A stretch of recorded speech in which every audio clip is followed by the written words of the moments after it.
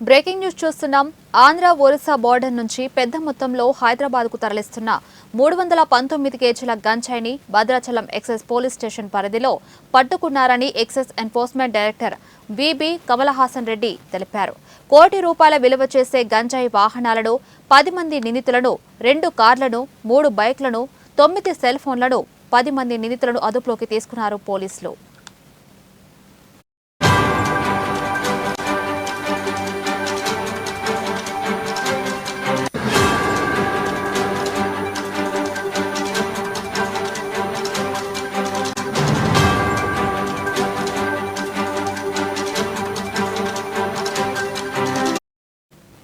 కుటుంబంపై గంజాయి నేరాల మరకలు.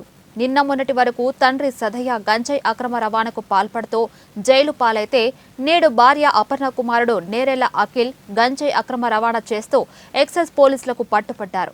వీరికి 3 రాష్ట్రాల్లో ఎన్ని కేసులు పెట్టినా గంజాయి అక్రమ రవాణా మార్గంలో ప్రయాణం చేస్తూ నేరాలకు పాల్పడుతూ దర్జాగా తిరుగుతున్న మునావర్ అలీని ఎక్సైజ్ పోలీసులు అరెస్ట్ చేశారు.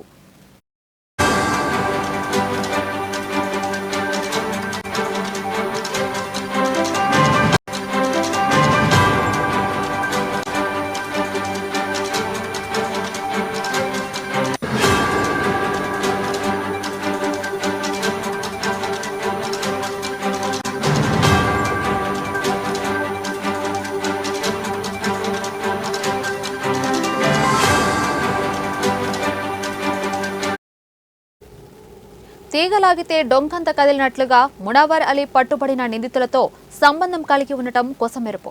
భర్త గంజాయి అలవాటు పడితే భార్య మందలించాలని, కొడుకు గంజాయికి అలవాటు పడితే తండ్రి మందలించాలి. కానీ భర్త, భార్య, వారి కొడుకు కుటుంబమంతా కలిసి గంజాయి వ్యాపారాన్ని కుటుంబ వ్యాపారంగా మార్చుకున్న తీరు అందరినీ విస్మయానికి గురిచేసింది. సమాచారం మేరకు ఈరోజు గాంజా కేసుల విషయంలో వాళ్ళు పొద్దున్న నుంచి 5 కేసులు పట్టుకోవడం జరిగింది.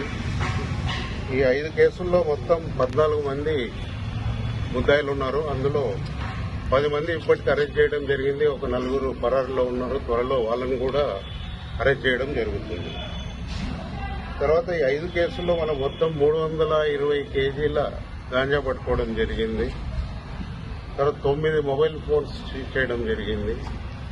తర్వాత ఒక ఎర్టిగా కార్, ఒక స్విఫ్ట్ డిజైర్ కార్ మరియు 3 2 వీలర్స్ కూడా సీజ్ చేయడం జరిగింది. ఈ ఒక్కొక్క కేసు విషయానికి వస్తే మనకు ఒక మొదటి కేసు భద్రాచలం స్టేషన్లో గాంజా అనేది మన ఆంధ్రప్రదేశ్ చింతూరు నుంచి హైదరాబాద్ ప్రాంతానికి వెళ్తుంది. అందులో 2 అరెస్ట్ చేయడం జరిగింది. ఇంకా రెండవ కేసులో వచ్చేస్తే ఇందులో ఇది కూడా ఏపీ చింతూరు నుంచి హైదరాబాద్కు వెళ్తుంది. ఇందులో 100 కేజీల గాంజాయి పట్టుకోవడం జరిగింది. ఈ 100 కేజీల గాంజాయితో పాటు ఒక ఎర్టిగా కారు పట్టుకోవడం జరిగింది. నేరెళ్ల అపర్ణ, నేరెళ్ల అఖిల్ అని తల్లి కొడుకు ఇద్దరు కూడా ఆ కారులో ఉన్నారు. వాళ్ళతో పాటు